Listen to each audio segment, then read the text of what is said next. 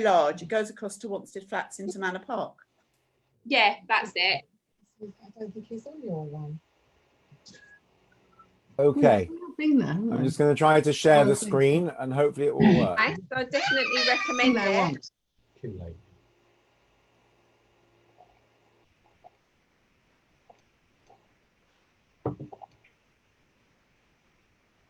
Right, can everyone see that? No. No. Yeah. Yes. 1 second. It's doing its usual freeze. Give it a minute. I hope it's okay. We didn't take any others. I'm on. Oh, I see what's happened. Sorry. Right. Okay. Right. Can everyone see that? Yes. You should see Yeah. a chalkboard with Monday That's right. morning. Okay. So today we're going to talk about bereavement because it's in this week's Cedra. It's something I only heard recently, which one of the superintendents in the cemetery mentioned, which I thought made an awful lot of sense, was quite clever. Anyone know why we cut our clothing when we suffer bereavement? I did know. I can't remember. I thought it's just a visible sign of Right. So we always say it's like, you know, you feel like your heart has been torn out. So this is like a symbolic. Actually, let me just back up and say the following. Obviously, a lot of what we do in Judaism is spiritual. It's things that we do it because God told us to. So kashrut is not for health reasons. It's because the Torah tells us. At the same time, many things have meaning, and particularly things that, you know, when we talk about things like to do with marriage or things to do with family, things to do with educating children, things to do with how we relate to one another. You know, there's a certain logic to things. You know, Lashon Hara, not speaking rumors about people. We can see the logic of how that helps society. You know, you don't have to have deep faith in God to believe that you shouldn't gossip. So while some of the things that I'm not sure exactly what the Torah lays down of the mourning process, it definitely mentions the idea of Shiva and the idea of 30 days. And we'll see in today's Seder, it also mentions the idea of some things you shouldn't do, like not cutting yourself. A lot of the so whilst many halachas obviously may have practical value, but they are also because God told us to do it. There's no question that when it comes to bereavement and grief and mourning, almost everything we do has sometimes obvious and sometimes less obvious symbolism and psychological value. So sitting on low chairs because we feel low, getting up after a week because we need to brush ourselves off, not going to the grounds in the first 30 days is so you shouldn't become too morbid and too sort of, you know, you need to move on. Tearing our clothing because we feel a sense of searing loss, covering mirrors because we're not concerned with our appearance at this time, not listening to music because it's enjoyable and pleasure. So whilst these things may be religious things that we do because they are of religious origin, I don't think there's anything that people find more meaningful than a lot of these things. And when you know, this is why people want to do them right. And this is when you explain them to people, say that's, you know, that's so clever. And I've had the conversation before. I know Sally, on one occasion, one of your parents, you didn't have Shiva because it was Erev Rosh Hashanah or something? No, we've always such Shiva. I have to say it's the worst experience of my life. Oh, I'm sorry. Right. I thought you'd missed it once. So Sally had a bad experience with it. I have, Baruch Hashem, not had any experience with it. So I'm not talking from any experience other than having visited hundreds of Shivas. My predecessor in Liverpool, Rabbi Kofner's, who unfortunately was nifta recently from coronavirus, very sadly, in his 70s, I think. His parents were alive till 5, 6, 7 years ago. In fact, he lost both his parents and his wife within about a year or two. And he said to me that, you know, for years he'd been going to Yizka and going to Shivas and probably done thousands of Shivas and Abayas. He said, but really, until he sat Shiva himself, he didn't really understand it. So I'm just pontificating. And those who unfortunately have had to sit Shiva, please feel free to correct, because I'm talking from a third party perspective, which is very different. I found it very helpful. What a Shiva. Very helpful. Very helpful. Yeah, very. Even when I lost my brother who lived in Australia and I sat on my own, you know, I still found it very, very moving and very helpful. And the challenge, of course, that people are finding at the moment is not being able to have yes, Zoom works on many levels, but not having the traditional Shiva process in the way that we normally do it is very challenging for people. And what I was going to say is, when people have missed a Shiva, either because they've been ill or they've just decided for whatever reason not to, or or they've had a Yom Tov that's intervened, which has meant Shiva was cancelled. People find it very, very difficult, except Sally's got obviously had the opposite experience, which is interesting. And perhaps it would be good to hear more about that. Let's have a look at the Sedra and see how Can I our just say experience. that I heard many years ago about rending your clothing. Everybody is on the same level. You can't dress a poor person up as a king. You Right. can bring a king down to a poor person. So we're all on a level when we rent our clothing. Makes sense.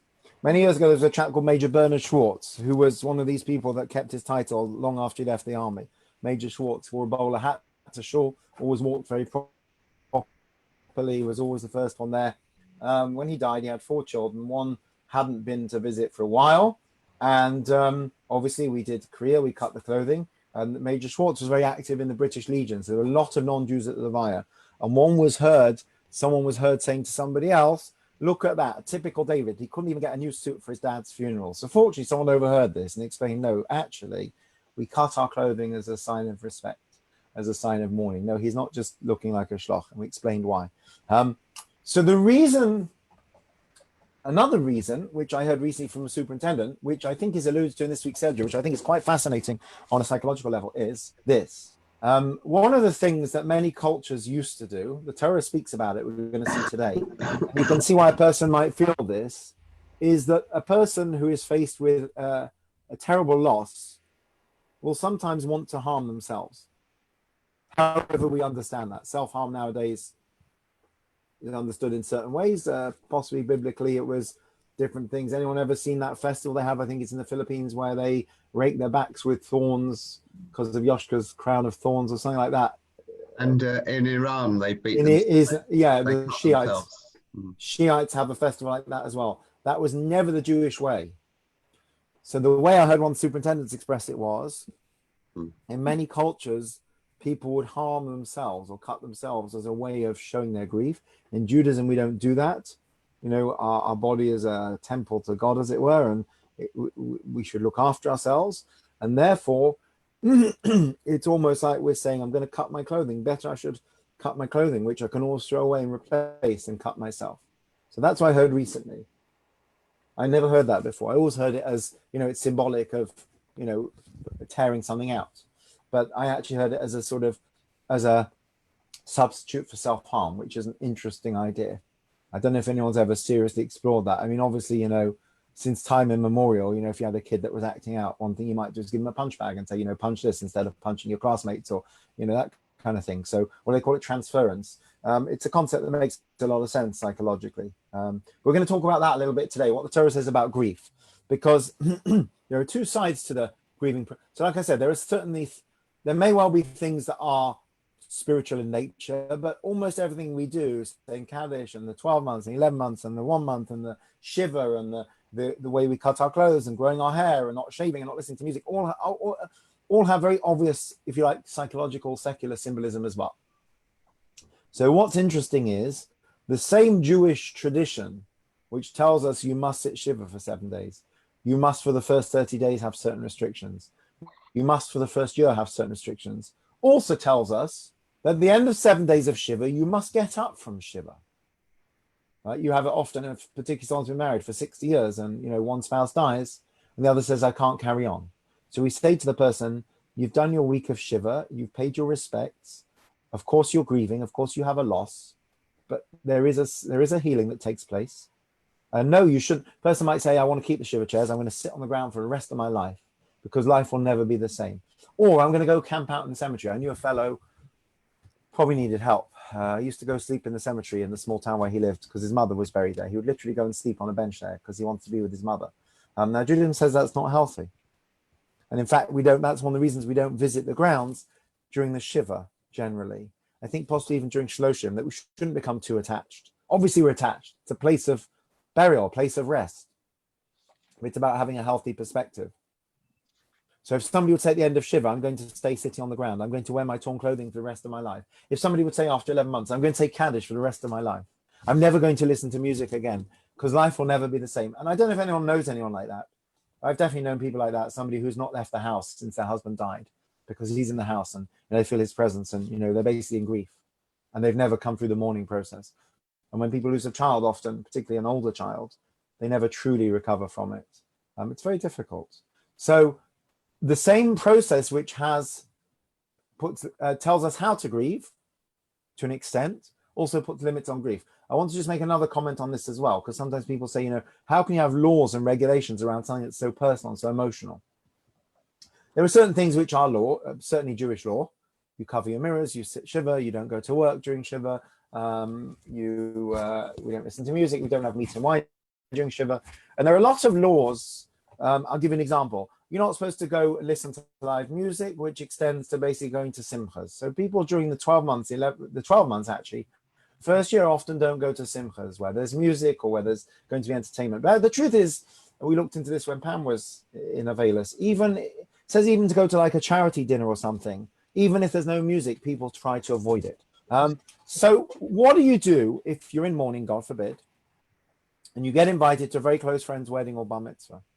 And so there is a halachic device as follows: that if you, I just went to a wedding last week with Rabbi Brahman. Now he's in Avelis for his mother. I imagine he wouldn't go to a concert, but he went to a wedding and there was music. Now he's there because he's officiating. If you're there in an official capacity, you're not just there as a guest, then according to halacha, you're allowed to go. So people say that's cheating, that's disrespectful. So I would say this: if somebody is an avel, which I don't wish upon anyone, somebody is in mourning, and you get invited to, let's say, a wedding.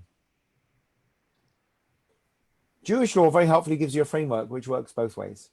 You may not feel like going to a wedding. You don't feel like it. You're in Avelis. You actually don't feel like being sociable. You have a perfect excuse for not going, because you say to your friend, I'm really sorry, but as you know, I'm an aval. I'm not going out to simchas at the moment. And that's perfectly acceptable. By the same token, if you want to go, but you don't want to disrespect the relative, then what you could do is you could have a very clear role.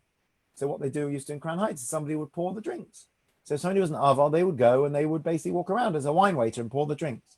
And it's quite obvious that they have a role in the wedding. They're not just there to enjoy themselves, right? Or maybe you could help by, I think somebody once watched a couple of our kids at Simcha. So the halacha is flexible.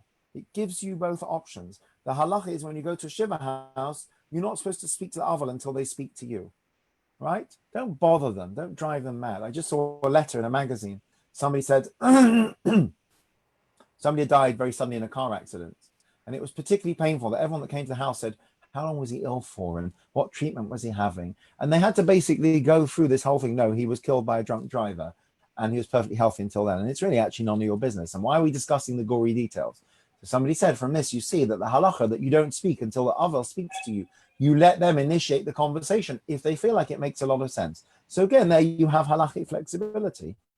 If a mourner wants to be sociable, then there is provision for that. But if a mourner doesn't want to be sociable, we tell the visitors, you shouldn't start conversations. Wait for the mourner to speak to you. If they don't feel like talking, don't make them talk. So there's a lot of flexibility in these things. You can often find different viewpoints. It's not like kashrus, where something's either kosher or it's not. These are laws which are there to promote respect for the dead. They're laws that are there to promote the healing process and the grieving process for bereaved families. So for that reason, there's a certain amount of flexibility in them. And often when someone asks a rabbi a question, am I allowed to go? My son is performing in a concert. Can I go to hear live music during a Avelis? You have to know what's behind the question. So the first thing the rabbi is probably going to say is, do you want to go? And the person may say, I really don't feel like going. I don't feel it's appropriate, but I don't want to let my son down, or whatever the situation is. So the person in that position, it's probably appropriate to say, look, I'm an aval. I don't really feel like I should go to live music. Alternatively, though, if you don't want to let your son down, but you don't want to let the person you're sitting Shiva for down, that's when you would say you're allowed to go if you, I don't know, take pictures or something like that. That way you have a use and you have a purpose. You're not just enjoying the show, but you're also recognizing that you're enough. And by the way, I'm not talking about just a box ticking exercise where you walk into you walk into a simcha and you say, I'm going to pour a drink for somebody. Right, I'm now a waiter. And then you go and start dancing. It's usually fairly obvious when someone is a mourner and they go to a simcha and they're not dancing, they're standing on the side and, they're taking pictures or they look awkward, unfortunately. So we're not talking about, tokenism. We're talking about genuinely giving people ways in which to express their grief. So the same rules that tell you how to grieve also tell you how not to grieve.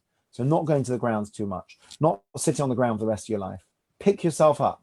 You pick yourself up after a week, you pick yourself up after 30 days, and you pick yourself up after 12 months. And that's very important. But what's equally important is how we grieve. And the Torah tells us quite clearly that what we shouldn't do, God forbid, is ever think it's okay to actually physically harm ourselves, which is really interesting because it's very topical, because unfortunately self-harm is a common phenomenon in the world today. Right? And by the way, self-harm doesn't have to be someone cutting their wrists. It could be someone who's not looking after themselves properly because of their mental health. You know, a person who's quote unquote let themselves go, right? Often that goes with being in a bad place, as it were. Right, let's have a look at the sources. I'm talking too much. Right, Iris, would you like to do your usual trick? Okay. See, says Moses to the people of Israel, I place before you today a blessing and a curse. The blessing that will come when they fulfill God's commandments, and the curse if they abandon them. These should be proclaimed on Mount Gerizim and Mount Ebal when the people cross over into the Holy Land. A temple should be established in the place that God will choose to make dwell his name there, where the people should bring their sacrifices to him. It's forbidden to make offerings to God in any other place. It's permitted to slaughter animals elsewhere, not as a sacrifice, but to eat their meat. The blood, which in the temple is poured upon the altar, however, may not be eaten. A false prophet or one who entices others to worship idols should be put to death. An idolatrous city must be destroyed. The identifying signs for kosher animals and fish and the list of non-kosher birds, first given in Leviticus 11, are repeated. Right, there's more. A tenth of all produce is to be eaten in Jerusalem, or else exchanged for money with which food is purchased and eaten there. In certain years, this tithe is given to the poor instead. Firstborn cattle and sheep are to be offered in the temple, and their meat eaten by the Kohanim, the priests. The mitzvah of charity obligates a Jew to aid a needy fellow with a gift or loan. On the sabbatical year, occurring every 7th year, all loans are to be forgiven. All indentured servants are to be set free after 6 years of service. Our Parsha concludes with the laws of the 3 pilgrimage festivals, Passover, Shavuot, and Sukkot, when all should go to see and be seen before God in the Holy Temple. Thank you. Okay, so actually no mention yet really of what I was talking about, but let's see. Right, next source, Devarim 14. Oh, it doesn't tell you which verses. I think it's 1 to 2. Who would like to read the next source? Any volunteers? Okay, I'll read it, Rabbi. Please do. You are children of the Lord your God. You shall not gash yourselves or shave the front of your heads because of the dead. For you are a people consecrated to the Lord your God. The Lord your God chose you from among all the other people on earth to be his treasured people. Right, interesting. One of the things you might try to say to someone who's thinking of self-harming, I suppose, is, you know, you are worth more than you think. You know, don't undervalue yourself. I mean, that's easier said than done. There have been some tragic teen suicides in the last few years. Sometimes of quite popular sort of outgoing sixth formers, a couple at JFS. And one of the most tragic things is afterwards, people say, you know, he didn't realize how much people loved him. You know, he didn't get that. You know, he just didn't have that self-worth. So there's a clue to that here. You're children of the Lord, right? You're somebody, right? Don't harm yourself. Don't shave your head because of the dead. Don't harm yourself at all, but specifically here it talks about in relation to mourning. Why? Because you're consecrated to the Lord. We're special. We're chosen. Okay, I mean, you could say that of all humanity, we're created in the image of God. But here we have a sort of, you know, if a person feels they're worthless, know that you're not worthless. You are a child of the Lord God. You are precious. You're treasured. You know, don't basically look after yourself. And particularly here, don't self-harm as an expression of mourning. That's not how in Judaism we would express ourselves.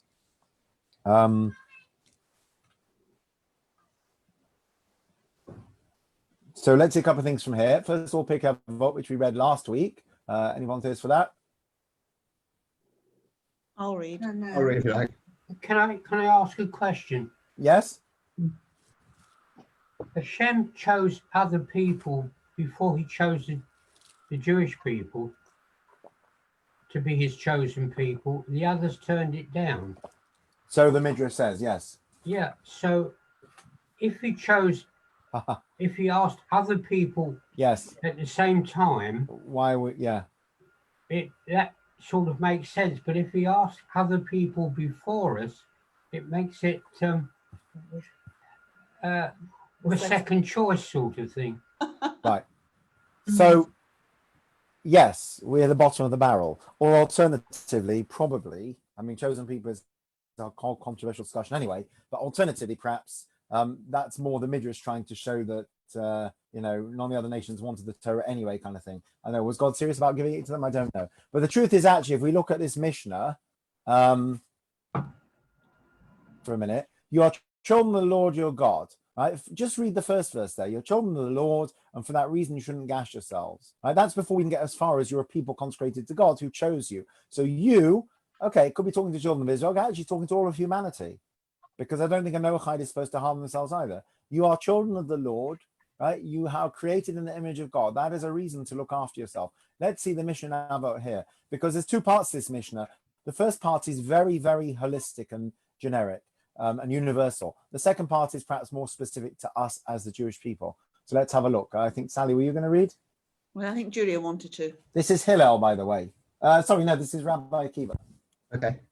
He used to say, "Beloved is man, for he was created in the image of God.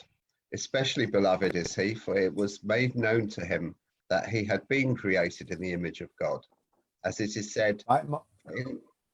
Sorry? Sorry, yeah. No, For carry in on, sorry, yeah. Okay. For in the image of God, he made man.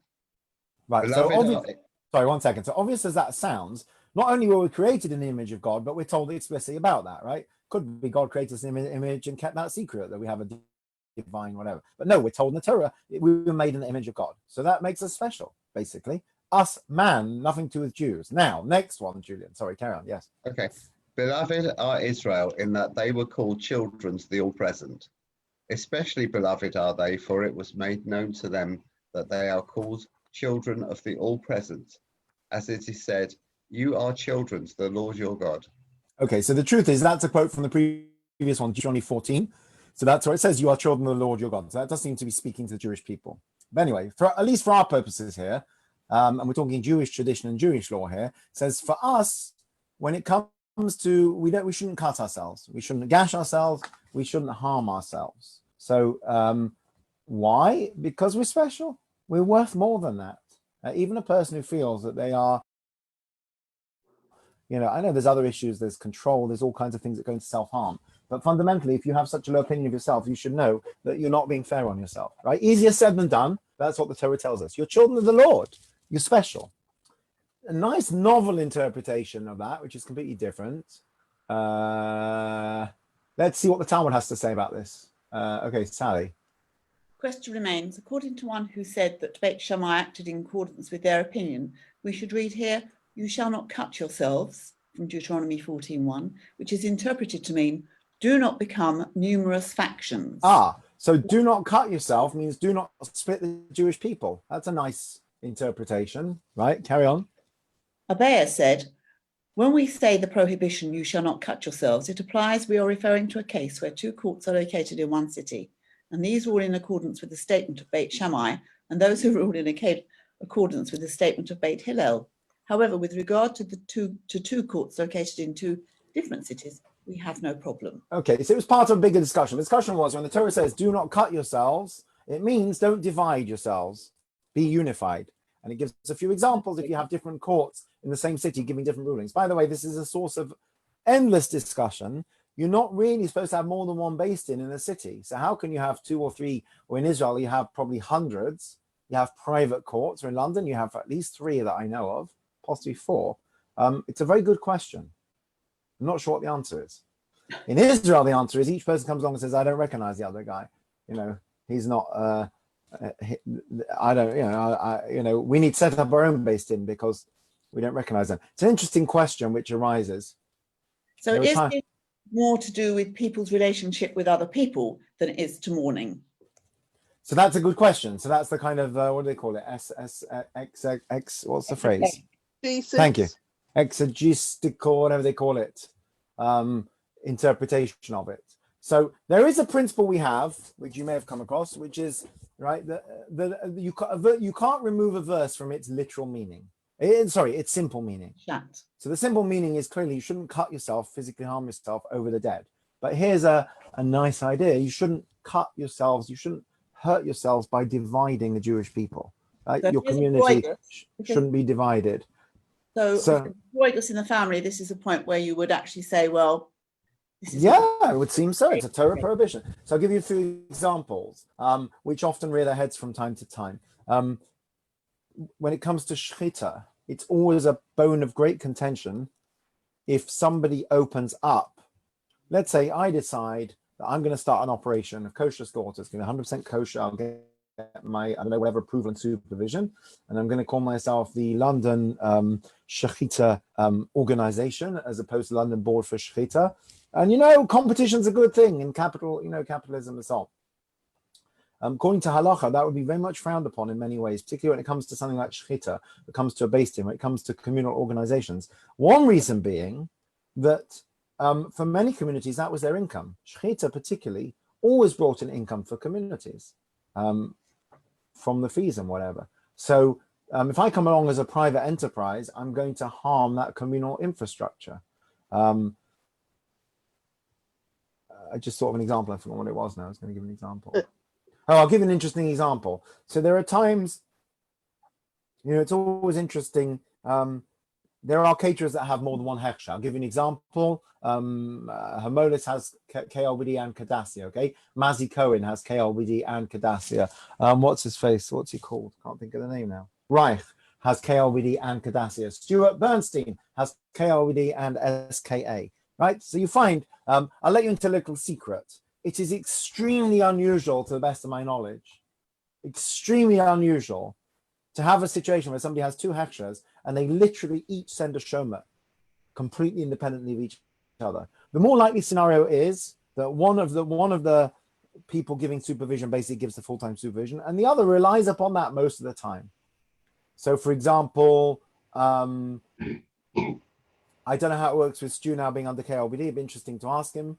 But it could well be, and I'm just pontificating, that being that Stu and Benji cook in a United Synagogue kitchen under KLBD, that the SKA say, you know what, we'll do spot checks, but we're basically relying on the KLBD. But they will never say that publicly because it hurts their business model. I'm not sure what happens, but I know Kadassia are quite fussy. So if Mazzy Cohen comes and caters, even though she comes to the KLBD Shomer, the Kadassia will want to do certain things as well. But in the main, they will rely upon each other to some degree, but they won't tell you that publicly because each one has to tell you how we're the most kosher. Fine, whatever, that's business. Sorry? If division is not good because you have too many factions, that's harmful because we should really be united. It's rather like we have all these different organizations of, should you go to the Feds or to go to the United Synagogue? So the only... you can't have it both ways, that everybody's got to earn their living, but it becomes divisive. And also competition can be good for things, right? Keeps prices down sometimes. In South Africa, interestingly, they have a unified based in which has different standards of kashrut. They have mahadran, they have regular and so on, and everybody relies upon them. I don't know any other country that has that, to be honest. Australia possibly as well, actually. But I'll give you an interesting example that comes up from time to time. When you build an Eruv around a city, you make a bracha. There's a mitzvah to build an Eruv. You don't make a bracha, as far as I know, if there's already an Eruv there, because your Eruv is superfluous, right? Why would you make a bracha on it? You're not doing a mitzvah. The mitzvah's been done already. Somebody's built the Eruv, right? You know, if you have a four-corner garment with four sitzes, you don't put four more on it and make a bracha. You're done. So what happens if you have, let's say, the Ashkenazim and the Sephardim? The Ashkenazim built an Eruv around a certain city in Israel, and the Sephardim come along and say, we don't recognize that Eruv because we're separate, you know, we have our own chief rabbi and so on. So we're going to build another Eruv of our own, basically in the same city. So do you make a bracha or not? So I believe this has arisen in Jerusalem before. So when people's backs are up against the wall, they have to be very honest and say this is just political or whatever. So I think the answer to Sally's question is there's a balance. Sometimes competition is healthy. But in general, Batei Din, Manchester based in, I believe a lot of their income comes from kashrus, which funds things like mikvahs and, you know, some of the provision in Jewish schools. So it's very important. So when you take away that income, Yeah. it's always very controversial when somebody starts a private supervision somewhere, because kosher supervision, whilst people may say it's expensive, has always been traditionally something community based, where the profits go back into the community. So I know that if you look at the United Synagogue, two of the most profitable arms are burial and kashrut, and the money goes back into the community. Whatever. So anyway, that's a novel interpretation. Don't cut yourselves up, meaning don't make machlokes. But anyway, the plain sense of understanding is that when we have a bereavement, we shouldn't go overboard with our grief, right? Yes, we're shattered when someone dies. A part of ourselves dies too. How do And we you have know? to, huh? That's a big generalization. Hmm? That's a generalization to say that some people might be shattered. Okay, that's true. Some people, look, it's like divorce, right? You hear couples breaking up and you say, I'm so sorry to hear it. Sometimes people say, don't be sorry, best thing I ever did. Unfortunately, sadly, sometimes people say, it's always like, what do you say to someone who's estranged? Somebody once told me, oh, I lost my father last week. I said, I'm sorry, I wish you long life. I said, don't be sorry. We didn't talk for 30 years. We were estranged, which is really sad. So you're right. But the normal human reaction is grief, right? A sense of loss, where there's a healthy relationship. I mean, the other question you could ask is if someone's been very ill for years and it's a relief for the family. So it's definitely not black and white. But at the most basic level, usually if it's somebody you're close to, and let's say somebody's, been terminally ill for too long, if you like. Yes, people say things like it was a blessing, it was a relief, but they're still going to miss them. They still wish they'd never been ill in the first place. There's still a loss there. A woman after childbirth has to bring an offering. It's a classic question. What is she bringing an offering for? Right? A sin offering. So one of the classic explanations is because when you're in childbirth, they say things like, I swear I'm never having another kid. I swear I'm never speaking to my husband again. It's his fault. So it's for all the vows you make. But anyway, the other thing is you have to bring a certain offering after 40 days for a boy and 80 days for a girl. So classic question is, why double the length of time for a girl? So one of the explanations I heard is that one of the things that happens, and also a woman obviously goes to mikveh after childbirth. And one of the things that you go to mikveh for is where there's been usually you go to mikveh where there's been some kind of a loss or a negativity, right? Someone's tameh, they're impure, or they've menstruated, which means that they've lost the potential of pregnancy, right? So what loss is there when someone has a child? Why do you have to bring korbanot? Why do you have to go to mikveh? So interestingly, and I can't relate to this either, but perhaps those who have children can tell me.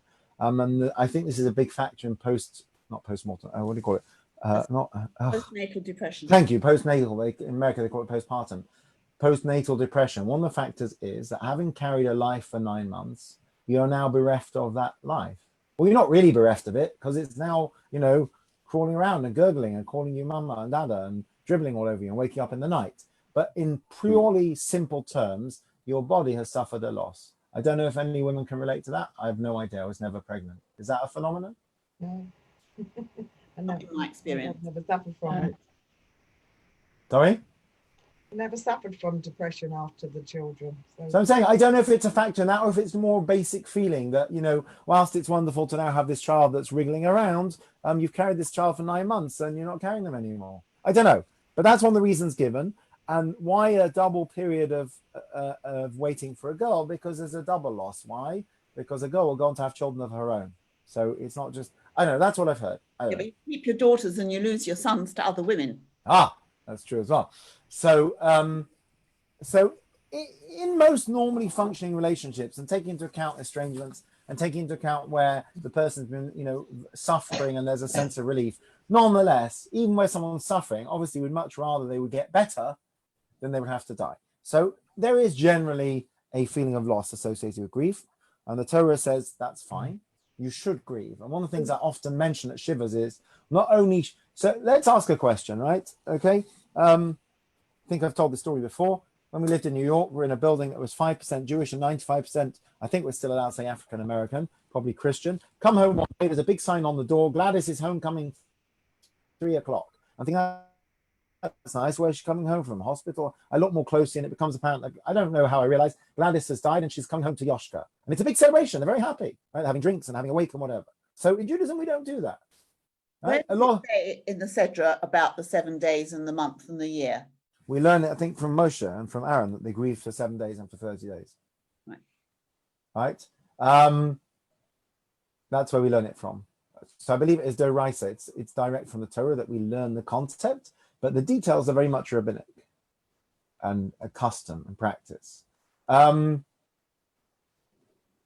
you could ask a question. What do we say when someone dies? Baruch Dayan ha'emes, blessed is God, he is the true judge. Let's take that logically to the next step. If he is the true judge, we should be happy about his judgment. What's to be sad about? The same way we're happy when we win the lottery that God has blessed us, we should be happy when someone dies, that this is God's will. There are religions and cultures that do that. Seems a fair question. Though, why do we not say that if a person has true faith in God, they won't sit shiver at all? Because why are they sad? Seems like a fair question, no? We should be happy and we should celebrate. We should dance and sing because it's all God's will. We do not do that. At the same time, you might be able to accept that it's God's will, but you're also missing them. Right, and that's as simple as that. That's the answer. Judaism does not deny the reality of human life. The reality of human life is that when a person goes, it doesn't matter if they go after 120 years, you're going to miss them, and you're going to ordinarily you're going to miss them, right? And if you're estranged, I don't know, perhaps you grieve for the relationship you didn't have. And if they were terminally ill for 20 years, not terminally ill, very ill for 20 years, then you're happy that they're not suffering, but you still miss them, right? And this is the crucial point. We do not tell people to suppress their emotions and their feelings. We don't say to people, if you really believe in God, you wouldn't sit shiver. We say to people, the biggest believer to the non-believer, this is what Judaism says. You sit on the ground, you tear your clothing, you physically manifest your feelings of loss and grief. It doesn't mean you don't believe in God. It doesn't mean you don't have faith. It just means you're a human being with human feelings. At the same time, we do things to limit that. We don't physically harm ourselves. We harm our clothing. The Torah tells us very specifically, don't cut yourself as a sign of grief. We shouldn't mourn excessively. That means that at the end of 7 days, we give back the shiva chairs. We don't want to keep them. It's interesting. We have a booklet here. I have this booklet that we give out when people have had a bereavement, mourner's guide. Okay, I printed like about 50 of them. And after a while, I started noticing that when people return the chairs and the books, they return the booklet as well. And I asked a couple of people, they said, it was very helpful to me. I don't want it in my house, right? Hopefully I won't need it again. Now, that's a very symbolic idea, right? I never heard anyone say, oh, you know what? I just lost my mother. My father's quite ill. I'll keep the shiva chairs at home just in case, right? It's distasteful. I mean, whatever. Not to be insensitive. I think this is funny. I hope this is funny. There was a lady of my acquaintance, actually was quite a religious lady, many, many years ago, who was in her 80s, and unfortunately she was very ill. I remember she was in a hospice. We went in, we made $50 and things like that. It was actually one of the beautiful things. The Margaret Centre also very good about this, about hospice carers, because you can't do anything for people. They're much more relaxed about things. So we were allowed to bring in $50 candles. In Marie Curie in Cardiff and Liverpool, they used to serve drinks every day. You'd come around with a gin and tonic. I once said, surely it's not healthy. They said, look, to be honest, it doesn't really make, it's a bit like the Margaret Centre here is letting people in to visit relatives, whereas regular wards you can't, because it's end of life. It's not going to make a huge difference to the patient in terms of their health, to be honest. They're terminally ill anyway, but it will make a difference to their, to their peace of mind and their quality of life. So hospice care in that sense has a lot, palliative care like that. If a person is at the end of their life, I think there's a lot of advantages to that over being in hospital or even possibly being at home, but certainly being in hospital. Because, so anyway, so this lady was very ill. We visited a lot, I remember. And I happened to walk into the Shul office one day. I remember it was a Friday, and I overheard the end of a conversation of the then chairman of the building committee, I guess was involved in these things, talking to someone on the phone saying, it's row A, number 20, or whatever it was. I said, oh my gosh, that's so-and-so. I didn't realize she died. He says, she hasn't died. I said, but you just, he said, I told them start digging the grave. We're going to need it soon. I said, you can't do that. I said, that's horrible. He said, Rabbi, you're always telling us we should bury people more quickly. I said, not while they're still alive. And anyway, he got all uppity with it and he took it very personally. But I thought it was very distasteful. You're not supposed to do that, by the way. You're not supposed to make preparations in that way. But anyway, the point was that no, we don't do that. People often want to talk about Shiva when someone's at end of life. And I always say, can we step out? You can't tell people, no, we're not discussing Shiva until it happens. People won't discuss it. But you say, step out the room. Let's not discuss it in front of the patient.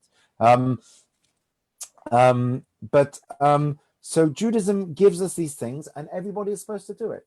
And by the same token, at the end of Shiva, we get up from Shiva, right? At the end of the month, we start doing things like we cut our hair or we resume certain activities. So coming back to what Pam said, it's a balance. It's saying Baruch Ta'ala Emes, God is the true judge. I have faith in him. Everything he does is for the good, but that doesn't mean I don't feel pain. Right? Someone steps on your toe, you're supposed to say, Gamzu Latova, it's all from God. Thank you for being an agent of God to stub my toe. But you don't do that. You want to throw something at them. So that's human nature. That's reality. Now, I'm sure I've mentioned this before. There's a very interesting statement in the Talmud. It says, whoever gets angry, anyone know this one? What does it say? Anyone know about anger? It's like idol worship. Why? Because usually you get angry because you're not happy with something that's happened to you. But if you believe in God and you believe in divine providence, you should be happy about everything. Why are you angry? So the Gemara says, whoever gets angry, it's like they're serving idolatry. They're denying God's providence in the world. I ask you a question. Hands up, who's ever got angry? Right. Are we idol worshippers? So how do we square that? So one of my rabbis in Shiva explained, he said, his interpretation was this. He said, it's human nature to get angry about something. It doesn't mean you don't believe in God. It just means you're a human being. I mean, if we all had such faith and we're all so righteous, we'd never do anything wrong, but we don't. We make mistakes. So when you get angry, when you feel grief, you're a human being. The Torah recognizes that. So the way this rabbi explained it, which to me made a lot of sense, is he said, when something happens that makes you very upset and very angry, you're going to have a flash of anger. It's not healthy not to. That's an emotion that you feel. He said, what do you do with that anger? Do you count to 10 and then move on? Or do you let that anger consume you? He said, if that anger consumes you and you then act out, then you're definitely denying God's providence. Because that's already a much more thought out thing. To just be angry, I feel really angry about something. Okay, that doesn't make you an idol worshiper. I feel angry about something, it's going to consume me. It's going to dictate my whole life now. I'm going to go on be vengeful and so on, rather than accepting God's will, then you've got a problem. So a person who doesn't grieve because they have such a strong belief in God, there's something wrong with that person, because that's not what Judaism says. Right? We have emotions, we have feelings. But by the same token, a person who grieves too much is also not healthy. And the Torah tells us this when it says, don't cut yourself. Are there other examples of this? Let's see. Anyone know the story of Elijah and the prophets of Baal? Remember that story? Yep. This is the famous thing where he says, how long are you going to sit on the fence? Quite literally. How long are you going to, is a phrase that we find used many times, Boseach b'shtei hasifim, which basically means cover both sides, quite literally. Dance on, as they used to say in Yiddish, you can't dance at two weddings, right? You can nowadays on Zoom, by the way. But you can't dance at two weddings. You're either at one wedding or the other wedding. You can't sit on the fence. But anyway, what did they do? Let's see. Who would like to read? This is from the Book of Kings. Who hasn't read yet? Lisa, would you like to read? Yes, okay, I'll give it a go. They took the bull that was given then, they prepared it and invoked Baal by name from morning until noon, shouting, "O Baal, answer us." But there was no sound, and none who responded. So they performed a hopping dance, hoping the altar that had been set up. When the noon came, Elijah mocked them, saying, "Shout louder. After all, he is a god, but he may be in conversation. He may be detained. He may have been on a journey, or perhaps he's asleep and will wake up." So they shouted louder and gashed themselves with knives and spears, according to their practice, until the blood streamed over them. Okay, now it's not a bereavement, but we see, right, this was a pagan practice, because if you recall, they were worshipping idols. So this was very much frowned upon, right? But you see, this was a practice, right? And it continues to this very day. We mentioned, I think, the Shiites previously. Amongst the Aborigines, apparently in Australia, they had this custom that they would cut themselves when someone died. They would run around with spears, but there was actually an order to it. So the parents would cut their thighs, and others would cut their hair, and others would cut their scalps. But it was always this idea of self-harm as a way of expressing your grief. The Torah speaks about it. Torah says don't do it. There's another place the Torah says that as well. In fact, the first time it occurs. Lisa, would you like to read number 6? Oh, you're muted. Lisa, you want to have a go? Yes, sorry. Number 6. The Lord said to Moses, speak to the priests, the sons of Aaron, and say to them, a priest may not defile himself for any of his people who die, except for a close relative. They may not shave their heads, or shave the edges of their beards, or cut their bodies. They must be holy to their God, and must not profane the name of their God. Okay, so there it talks about a priest becoming tamei. That's when he's dealing with death. But it also says, again, that they shouldn't cut their bodies. So interestingly, the first time it occurs in the Torah, it's speaking to the Kohanim, that they shouldn't cut themselves or shave. That seems a separate point. They shouldn't cut their bodies, right? Which, by the way, is where tattooing probably comes from, not tattooing, right? Cutting your body. And in Devarim, again, it gets extended, as we said, to everyone, right? That was our source here, where it applies to everyone.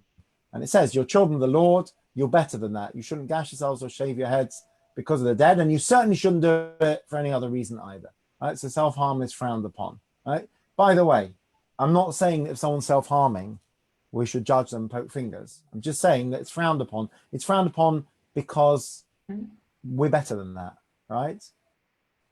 Basically. And it's not our way of expressing ourselves in Judaism. A few commentaries on this whole business in Vayikra. Let's see. I'll just read them. So the Ibn Ezra says,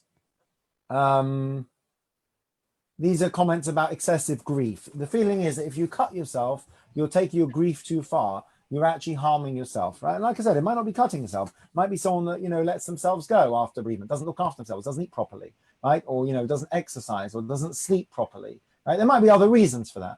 So here are some of the commentaries. Ibn Ezra says, just as a father can cause a child pain for his or her long-term good, so God sometimes brings us pain, bereavement, which we have to accept and trust without excessive grief. It doesn't say without grief, without excessive grief. Right? The Ramban, Nachmanides, we believe in the immortality of the soul, that's why we shouldn't grieve too much, but we are right to mourn within the parameters set by Jewish law, since even if death is only a parting, every parting is painful. Right? Anyone noticed at Levaya we stop 3 times on the way to the grave? Most days. Anyone know the reason for that? I have heard that the reason is because parting is painful. And so even though it's inevitable that this person is on their last journey, still they hold back and we hold back. And we stop 3 times because it's not a journey anyone wants to be on. We don't stop completely, we carry on. But again, it's symbolic of the pain of parting. No matter how strong your faith in God, right? The Scorn and the Connie say, because we are children of God, we're never true orphans. We may lose our parents on earth, but we have our Father in heaven. So again, a limit to grief. Rabbeinu Meyuchas, who I've never heard of until today, we're royalty, and royalty doesn't defile itself by disfiguring itself. Thus, in Jewish law, children of the king don't defile themselves. So all a number of reasons why excessive grief, and particularly self-harm, would be frowned upon. Let's see what Ramban Maimonides says in his Laws of Mourning. Right. So we've got 2 sides. Iris, I think about you. Would you like to read source number 8? Sorry, Pam. Sorry, Pam. Okay. Would you like to read number 8? Yeah. Whoever does not mourn the dead in the manner enjoined by the rabbis is achzari, cruel or insensitive. There you go. So if a person says achzar usually means cruel, but it can mean insensitive as well. Here's an interesting one, right? So,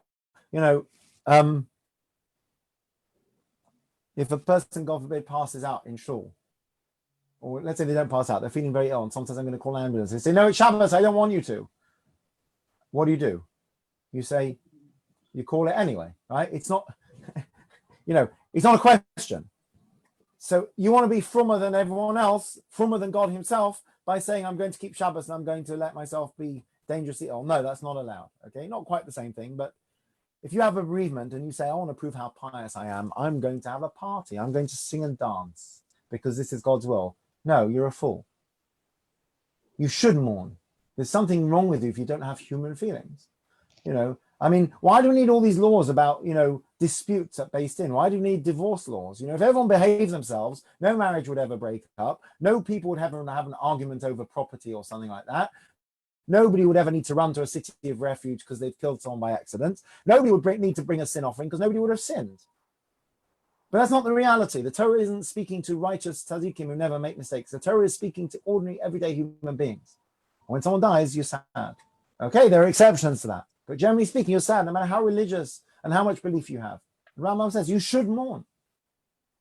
I mean, it's So all... even if you're not sad about it, if you don't care a scrap for the person who's died, then you've still got to So this is where you get into really difficult keep liver and questions. everything. Right, difficult questions. You have a mitzvah to honor your parents. What happens, I personally find it very sad. I mean, thank God I can't relate to this, but there are people who are so estranged from family members that, they don't notice their passing, basically. Like I said, I know someone like that. And I'm not talking where the family member's been abusive necessarily. There's just been an estrangement. And as a result of that, I knew two people who were both very decent people who had a falling out, very sadly, over some shore business. It was quite personal. I can understand why they fell out. And they've been best friends. And one of them died quite young. And the other said to me, he said, I always knew this day would come. And in the end, he did go to Levaya. But he asked the widow first if she was comfortable with his going, because everybody knew they had not got on in real life. It's much harder when it's a family member. These are where shilas come up for rabbis, I guess. Somebody says, let's take a really, really hard example. Let's say somebody says, take a scenario that could happen. Somebody says, my father was imprisoned for molesting me, right? I haven't spoken to him for 30 years. He's just died. Do I have to honor my father? Do I have to sit shiva? Is shiva for the person who died, or is it for the family? Which is a whole question itself. If you say it's for the person who died, why do we not have shiva when there's no relatives? If it's for the family, so if that person doesn't feel the need to sit shiva, the problem is it's then disrespectful. We say, look at so-and-so. His kids didn't even sit shiva with him. They were too busy on a cruise. So it's a difficult one. But it definitely throws up the idea. People often say to me, we're thinking of not having a shiva, or we don't want to cut our clothing. And rightly or wrongly, and I'm not a very pushy person at all. I generally am quite laissez-faire about things, possibly too much so. But I do feel, and I do say to people, you're free to do what you want. I do want to tell you that there is an expectation that this is a basic thing that we do that expresses our respect. And, the way we show respect is by cutting our clothing. The way we show respect is by sitting shiva. Because I think it's only fair to say that. I try to say it in a way that is not offensive. And sometimes people say, oh, okay, we want to do the right thing. Because it is, it's one of those very sad things. Isn't it sad when you go to Leviathan? Okay, now there's other reasons for it, but, maybe saying Kaddish, no one cut their clothing. There's no shiva, it reflects on the deceased, unfortunately. So that's a whole more complex discussion about where there's been an estrangement and things like that. Or a really difficult one, what happens if the parent told the child, I don't want you to sit shiva for me. I don't believe in God. That's an interesting one. Anyway, that's the first thing Rambam says. But here's something he says from the other side. Pam, would you like to continue? Sorry. One should not grieve too much over his deceased relative, as it is written, weep not for him who is dead, wail not over him. That's from Jeremiah. By the way, the continuation of that is, you should weep for the one who goes away. So I don't know exactly what it's talking about, but it's interesting. The one who's died is gone. But, sorry. Yeah. No, so I was going to say, yeah. Shall I carry on? Carry on, sorry, yeah. Yeah. That is, weep not for him too much, since this is the way of the world. He who grieves too much over what is bound to happen is a fool. What measure of mourning should one follow? 3 days for weeping, 7 for lamenting, 30 days for abstaining from a haircut, and the rest of the 5 things. I'm not sure what the 5 things are, actually. Is it the next slide? Get the shoes. Sitting No, it's not. Yeah. No, it's not. How can you could tell somebody who's weeping you think too much that he's a fool? You don't. Very... You don't. And who do we learn that from? Anyone know which book in the Torah? We learn it from the book of Job. It says, do not comfort someone while their dead lie before them. It says it in Pirkei Avot as well. Brenda, you're 100% correct. We should not go up to people and say, I think you're grieving too much. How do we know what too much is? So in Jewish tradition, Now, obviously, I'm not telling you that if you get to the end of Shiva and someone says, I don't feel like I can carry on with my life, that you say to them, I'm forcibly removing this chair from you and I'm forcibly picking you up off the ground and you're forbidden to sit on the ground. You know, such a person clearly would need help. But there is a framework, there's an idea. 3 days of weeping is the first 3 days of mourning is particularly severe. 7 days of Shiva, 30 days of not having a haircut, and then the rest of the year for like not listening to music. And it's a process, it's a stepped process. If a person hasn't healed to some degree after a week, if they haven't healed after a month, if they haven't healed after a year, then they probably need help, right? That's not to say they're a bad person. These are not halachas where you're sinning if you don't follow them, right? It's very much custom and practice, but it's based on solid psychological ideas, right? It's not going to work. It's not going to work for everyone. You know, it's not going to work for everyone. At the moment, shivers are very limited because of coronavirus, or, you know, people are themselves unwell and things. I mean, I will. Sorry? No, can I just say something? Yeah, please. So I know everybody's experiences are different, but you know, one of the things about grieving in Judaism is that it is so beautifully tapped. Sometimes at the end, when you come into the end of Shiva, you sort of don't necessarily feel ready to move on to the next step, but you know that next step's there, and then you do because of the guidelines.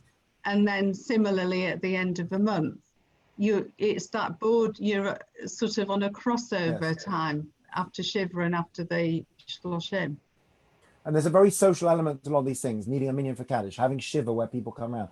What you're supposed to do is the last morning of Shiva, someone is supposed to come around and formally invite you to get up from Shiva. You don't just get up. Somebody says to you, get up from Shiva now, and I invite you to get up and not, you know, you should know no more sorrows and so on. So you have somebody helping you through the process. The halacha, I believe, is that when people start to say to you, your hair's getting quite long, that's when you get your hair cut. So there's a social element to a lot of these things. Look, it's not one size fits all, right? But there is a general idea that there are stages to grief. By the first Yotzeit, a person, I mean, I'll give you a practical example.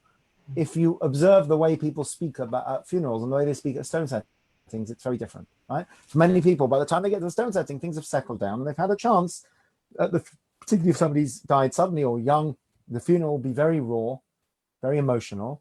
The stone setting is often more of a celebration of their life because they've had a bit of time to reflect and they still miss them and so on. You know, it's not for us to tell people how to grieve, but what's excessive weeping? I'll give you an example, and it was very difficult, and I'll share. Thank you very much. Farewell. I'll just give you an example. I don't think Lisa would mind my sharing Lisa Batashvili. When Eli died, his father arrived Motzei Shabbat with his brothers, and Eli's father was inconsolable. He was literally wailing for hours, which was his way of dealing with his son's passing. The problem I could see was that for everyone else, they were dealing with it in a different way. And when someone's very loud and very, you know, overt, it can obviously make it very difficult for the other people. Now, it's not wrong.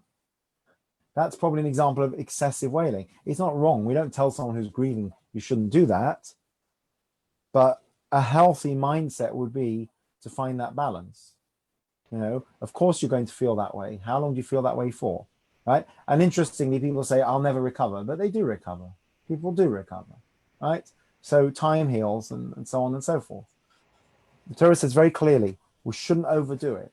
It's not healthy. It's not healthy. And as I said, a lot of the halachas reflect that. And a lot of times non-Jews have told me how amazing the Jewish system of grief and bereavement is. That it puts a structure in place. You know, in the wider world, people go back to work a couple of days after bereavement. In Judaism, you're forced to have a week off. You know, it's very... How are you supposed to cope with somebody for the excessive mourning? I'm thinking of when my sister passed away. Jeff and I, we stayed in Barnet Hospital all night.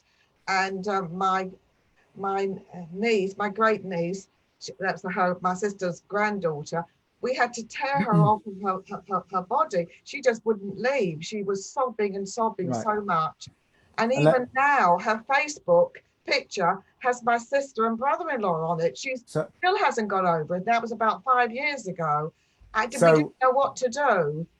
so that's probably when you know that somebody probably needs help getting through the bereavement process, possibly some kind of counseling, some kind of help. If a person doesn't cry, it usually means they need help. And it's interesting, people often say, you know, I didn't cry. They've lost a child, they never really cried. And the first time they cry is sometimes later on. But a person who is excessively, I mean, I was going to say to you, is she still feeling the same way? The answer is no, because she managed to, ultimately, she's not, you know, living at the grave, but she's clearly still troubled by it, right? Let's see a quote about the temple from Rabbi Joshua. I think we learned this once recently as well. Iris, would you like to read? After the second temple was destroyed, ascetics multiplied in Israel. They didn't eat meat or drink wine. Rabbi Joshua told them not to mourn at all is impossible, for it has been decreed. But to mourn too much is also impossible. He meant impossible, meaning it's untenable. You can't live like that, right? So they stopped eating meat and wine, which is what we do when we're in mourning, right? We learned this recently, the halachas, that you're supposed to remember the temple. Remember it at weddings. You remember it at every funeral and every stone setting. But at the same time, life goes on. So there is a common theme here, which is not rocket science. It's probably what all the self-help books say. It's probably what all the therapists say. Grief is healthy. Letting your grief out is healthy. You know, sometimes people get emotional. This would only happen in Britain. People get emotional at a funeral. They say, Rabbi, I'm sorry, I'm crying. Why are you sorry? Oh, it's embarrassing. No, it's not. Who cares what all the other people here think? You know, it's your mother, it's your father. You can feel however you want. You know, this is your bereavement. You're grieving. It's on the one hand, grief is a natural, healthy thing. But as we see from all the sources, to a point. Now you're going to tell me that somebody who's, you know, who's needs help with getting through a bereavement probably won't listen to halakha. Okay, that's true. But maybe if we know all these things, and it's something we talk about when we say Baruch Ta'an Emes, we explain that what we're saying is God is the true judge. It doesn't make me happy with the outcome. It gives me a certain perspective. And by the way, it can be very helpful with bereavement as well, because in a secular mindset, you know, let's say somebody's had an accident, you know, somebody's lost a child who's had an accident at home, it happens, drowned in the bath or something. That person will never forgive themselves, you know, or somebody got hit by a car because they crossed the road on their own, or, you know, a parent who was on their own and didn't have any help and, you know, slipped and fallen and it's been tragic, or, you know, the hospital made a mistake and you're kicking yourself because you didn't ask enough questions. A non-believer is going to beat themselves up for the rest of their lives, possibly. A believer should say to themselves, I am very sad about this. I wish things could be different, but I do know it's all in Hashem's hands. So I'm going to have to get through this. Because at the end of the day, it's not about the fact that, you know, this person drowned or this person, you know, the operation went wrong because the doctor made a mistake. It's about what God's will is. And there's nothing I can do about it. There's no point in my getting all upset about it. Sometimes that can be quite therapeutic, quite empowering for a person who believes in God. Right? It can actually be empowering because, you know, instead of getting, I'm going to sue the hospital, I'm going to sue this, I'm going to sue that, I'm going to sue the employer that made them go up on the crane. Of course, you know, if somebody did something wrong, they should be held accountable. But there's a bigger picture. In the bigger picture, it was this person's time. You know, you hear about people who have dropped dead of a heart attack at 45 and, you know, they were obese and they weren't healthy and they didn't exercise enough, you know, and then their wife is beating herself up because I should have made him stop smoking. I should have made him stop eating chocolate. You know, maybe, maybe not. At the end of the day, it was his time. It's God's will. You know, that's what we tell ourselves. You know, it doesn't make it feel better for us. But in terms of blame, certainly it should help. You know, there's a downside to that. So you have people walking around not taking precautions for coronavirus because they say, you know, it's all in Hashem's hands. You have to do your bit as well. So it's the same when it comes to grief. We have to do our bit. We also have to see the bigger picture. It's rather boringly, like most things, it's about finding the middle road, the middle of the road, the center path, right? The moderation, basically. We can see both sides of it. So as Rabbi Yoshua said, you have to mourn. That's the nature of things, right? Even the temple. So, you know, oh, we're not going to mourn because it's all God's will. No, we mourn. But at the same time, it has to not be excessive. Okay, any questions? Difficult subject. Don't all shout at once. It is the bigger question of, well, I mean, one of the problems with all these things is somebody who's probably, like Brenda described her great niece, probably isn't open to to at that time when you say to somebody, you know, it's been a year now, you really need to move on. That's not the most helpful thing to tell someone, obviously. You know, telling someone who's thinking of self-harming that you know, you're worth more than that, the Torah tells us, might not help them either. It might help someone somewhere, you know. And I'm not talking about the old, you know, don't get a tattoo because you won't get buried in a Jewish cemetery, or, you know, that suicide used to be a criminal offense. I'm not talking about that. I'm talking about one's self-worth. You know, there's a big problem with self-worth. It's not helped by the whole social media world. You know, one of the reasons, I know people self-harm for many reasons, including for control and all kinds of things, but some of it must be self-worth. Right? A person has to have enough self-worth to realize that you're worth more than that. You're a child of God. You're special. You're created in his image. If that helps Rabbi, you mentioned suicide just now. Yes. What is the Jewish take on suicide? Are suicides allowed to be buried in a Jewish cemetery? Right. So the halachic understanding, I think, has changed in line with this understanding of general society. Your body is yours on loan from God. You are forbidden to damage it. So in the same way you're not allowed to cut yourself, and you're not allowed to have tattoos if they're permanent, you're not allowed to decide to end your own life, according to Jewish philosophy. Why? Because it's not your choice to make. It's in God's hands, right? So back in the old days, if people, somebody just got fired for quoting something on the BBC, which I'm not even going, well, I will quote.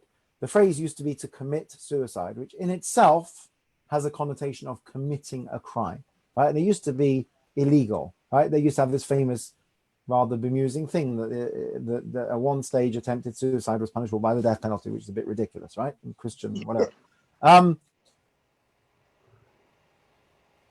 The problem was that a person who made the decision in cold light of day to end their life, that was frowned upon because it's not yours to make, and therefore that person the halacha was that you don't follow mourning rites for such a person. They've basically done something disgraceful. They've murdered themselves, essentially. So what has happened is, and you'll find in cemeteries people buried on the edge. It doesn't necessarily say they killed themselves, but you will find such a thing. What has happened is our understanding of human nature has changed. Our understanding of mental health has changed. And it used to be an exception to the rule, and now it's the rule. It used to be that if we knew somebody had, somebody may have taken an overdose or something, but they did it because, they were in a bad place. They were very tormented. We know they had demons. They had mental health issues. They had, I don't know, whatever. They weren't thinking straight, as we would say. Then we would say that they didn't do this as a conscious decision they made in their life, because no one decides to end their life. They did this because they were troubled, they were tormented, they were under pressure, and therefore we say that they weren't in control of their decisions, and therefore this person didn't set out to offend God by killing themselves. This person, unfortunately, had a very difficult life, and furthermore, it was very painful for the family when somebody was made an example of. So I believe at one stage, say 50, 60 years ago, it was the exception that people would go to the Rav, and the Rav would say, look, we're going to assume he didn't really mean to do it. For all we know, he meant to change his mind halfway down, falling off the building or whatever. And we don't know what's in a person's mind, and we're going to basically be charitable. Nowadays, I'm pretty sure that you don't even get that far in the discussion. You may find out that someone died through self-inflicted damage, but they will go through the normal mourning rites, because we now understand that suicide is not really a choice for most people. It's a choice, it's a compulsion because they feel they have no choice, etc. And in Judaism, you're not culpable for that. So it's suicide while the balance of your mind was upset. So if somebody was a genius and they kept a diary, and in their diary they wrote, I am of sound mind, and I've come to the conclusion that life is futile. I do not wish to live in this world. There's nothing wrong with me. My mental health is fine. I've just made a decision that I feel the ultimate power is the power to end my own life. And something like that. Rational mind, I don't know, that could be problematic. But that's not usually the case. What about assisted dying? This has been in the news a lot. Much more problematic, right? Much more problematic. So again, somebody who has struggled for years and years with, I don't know, with a debilitating disease, which is getting worse, and makes the decision to end their own life. Let's leave other people out of it. The person who decides to end their own life, I think we would take the halachic view, that person was acting under duress. The duress of the illness, right? In the same way that the pregnant woman who screams at her husband, I never want to see you again. You got me into this. We don't take her seriously because she's under stress. But a person who's terminally ill, who sees no way out, who therefore engineers their own demise, I don't think we would judge such a person. You know, you might say they're of sound mind, but they're not really of sound mind because they're under tremendous pressure. So their capacity is reduced. So that's the view we would probably take, right? Even self-harm, you know, okay, a tattoo is a choice, but self-harm generally. From this, it seems the Torah frowns upon self-harm, but I don't think it would be helpful to somebody that's self-harming to tell them that you're a disgrace and God doesn't like you. That's not the way to go. The other thing I think about suicide was often a sense of rachmanis for the family that are left behind, that have to go through the mourning process, and to tell them that you don't go through the mourning process would be very painful. There was a film years ago, Heathers, about a bunch of teenagers, and there was a whole spate of teen suicides, and it was like a dare or something. I mean, that's much more problematic. Though even then, you could say they're completely off their rocker if they do that. But we generally take a charitable view nowadays, understanding of mental health. Some people might say that's very condescending and patronizing, but at least it allows us to be understanding of it, right? And like many examples of language, people don't say commit suicide anymore. They usually say to end their own life, or somebody took their own life, because it's less in your face. To say commit implies a sin or a crime. And we don't necessarily say that. But it's a very sad topic, unfortunately. And I said, definitely self-worth is an issue. And the Torah says here, your self-worth is that you're created in the image of God. You're a human being. You're a precious human being. Don't forget that. Never, ever put yourself down. Easier said than done. Unfortunately, self-esteem and self-worth are at an all-time low in society. And it's very sad. You can blame social media, can blame all kinds of things. People just, self-awareness, self-esteem, self-respect, very low, which is not healthy. It says in the Torah, love your neighbor like you love yourself. So you have to love yourself in order to have healthy relationships. Very important. Right. Anyway, I think we've been talking for quite long enough. As I said, I'm speaking about bereavement as an outsider. It's interesting to hear Sally's view that Shiva was awful. I have to say my father didn't sit Shiva in the traditional manner when his mother died. He was unwell at the time. He wasn't physically fit enough. So he just didn't do it. His sister sat Shiva in Leeds. I don't think he was physically up to going to the Vai even. Stayed at home. For good reasons, didn't have Shiva. I don't know if he would admit it, but I think it definitely had an impact. I think he missed the opportunity to go through the process, which is the problem we've had now with lockdown and so on. Anyway, please God we should have simchas though, and not have to worry about these things. Yeah. Right, we're having a break for the next 2 weeks, so no share for the next 2 Mondays, I'm afraid, and we'll be back in September, I guess. Lovely. Rabbi. Yes. Rabbi, so that's the 17th and the 24th, but Yes. the 31st is a Monday. Is it bank holiday? Okay, you want I to leave think that it's bank off? holiday. No, is it bank holiday? I think so. I'm happy to do it, to be honest. I kind of bank holidays I haven't even noticed the last few months because No, so funny. Every day's a bank holiday. Yeah. Yeah. When I think about it, we normally start short later bank holidays. I don't think we've even done that. Was there a bank holiday at the beginning of August? No, there's 2 in May. Yeah, No, one there was one was in a August. One was a Friday. No, that is the one in August anyway. This So is The beginning, now it's the end. I'm happy to do the 31st. I don't know. Okay. We'll aim to do it if everyone's okay with We're it. all around, it's fine. Yeah. Okay. Okay. Great. Okay. So we're still around, but Okay, we're just having a thank you. couple of weeks Lovely. off. Thank you very much. Try to get Thank some you. work done. Thank Right. Thank you, Rabbi. Have a good holiday. Yeah. Bye, everyone. I'm not going too far. You'll see me Bye. on Shabbos. I'll still be around. Bye. Bye. Bye. Bye.